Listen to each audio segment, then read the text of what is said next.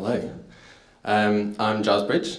My talk today is based on research from my dissertation to design an accessible house with affordability being important because houses can be adapted for people, but it's often at a big cost. So currently, there are 24.8 million homes in England and Wales. And according to the Equality and Human Rights Commission, only 5% of the homes in England can be visited by a wheelchair. And to do with the Part M regulations, which is to do with access, it says that a place needs to meet visitability criteria, and which kind of gives a sense of temporary rather than permanent. And so, someone can visit a house, but can they actually live there? And so I focused on people with physical and mobility difficulties in their day-to-day.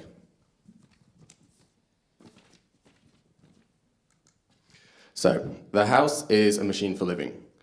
That's correct, but it's kind of correct for one type of family, which is like an able-bodied nuclear family, mum, dad, 2 kids. And so the nature of a house is to be safe, warm, comfortable, place to reside in. And so following Le Corbusier's logic, the machine is working for a portion of people, but not everyone.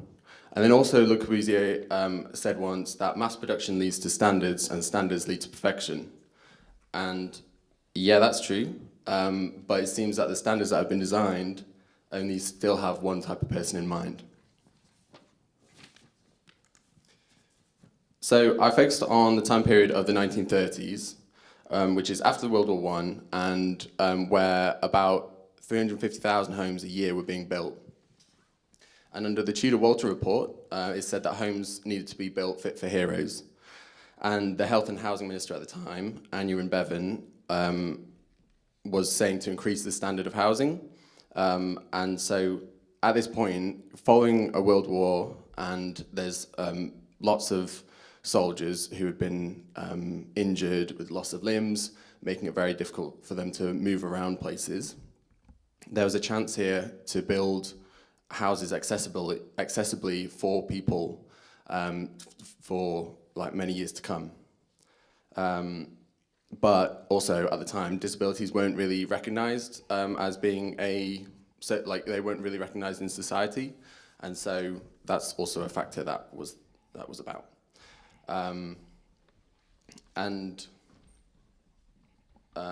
Yes, so when it kind of came to thinking about people with disabilities and moving around, it only kind of came into play about 1956 with Selwyn Goldsmith, who was an architect who had recently graduated, and then unfortunately got polio, and so he couldn't move around as he used to. And so he wrote a book, Designing for the Disabled, and that was the first kind of piece of writing that that people respected to think about disabilities. And it's kind of funny that it took 2 world wars to kind of change. Well, it didn't take the 2 world wars. It took Selwyn Goldsmith after there'd been 2 world wars. So to test the so-called machine for living, I decided to use a typical style of house, which is a 1930s semi-detached. I'm sure you're all very familiar with those kind of layouts.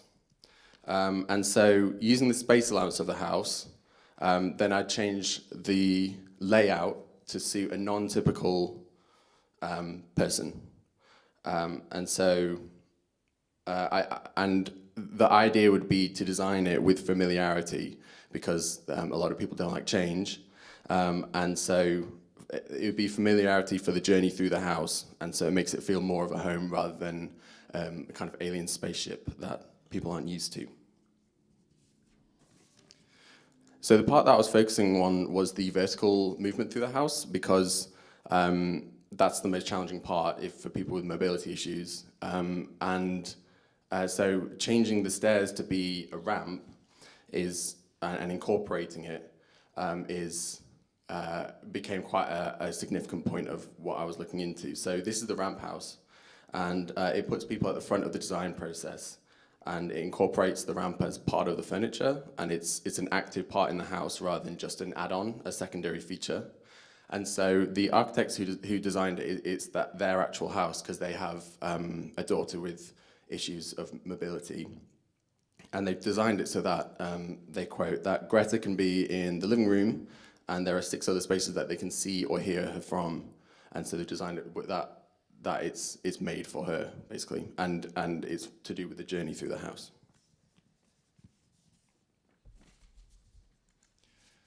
So that was just one example of a house that has incorporated that, and it's not very replicatable. And so then I started looking at houses, for example, with the double house by MVRDV, and it means that you can fit more people in more space, but it's also a kind of clever way to, in my case, it was a clever way to add a ramp without using too much space as well. So if you look at this top diagram, the idea is that by using the double house logic, you can have, so house A would be, then the first floor is over house B, and then you can carry that on throughout.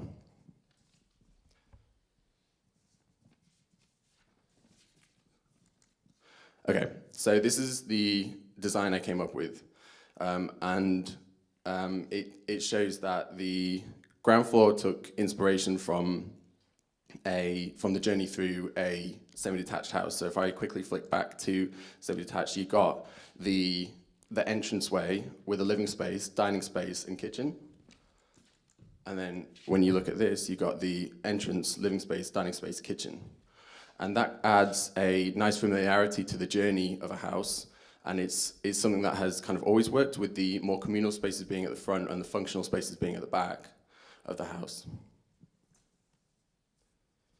And then when you move onto the first floor, the bathroom is the nearest room on the first floor, because then for ease of access from the ground floor, but also it's going to be a space that you need to use, and the bedrooms are the ones that you want to keep quieter, because it's a bedroom and you sleep.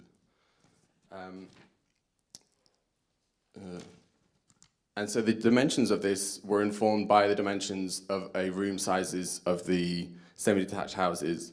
And this is it in a housing scheme that it can be replicated and affordable. Thank you.